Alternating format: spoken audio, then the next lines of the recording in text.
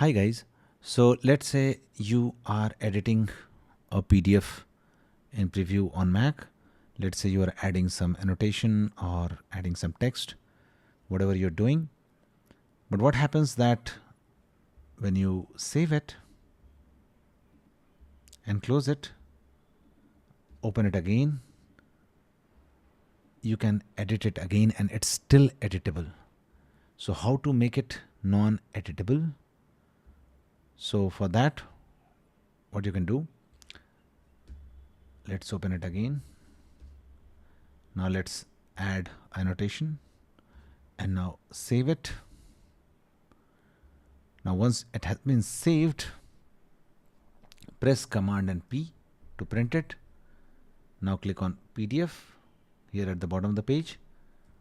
Name it as a new file. Click on Save.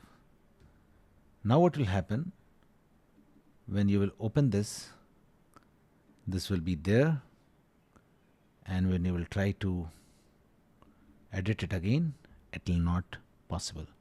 So you have made this non-editable.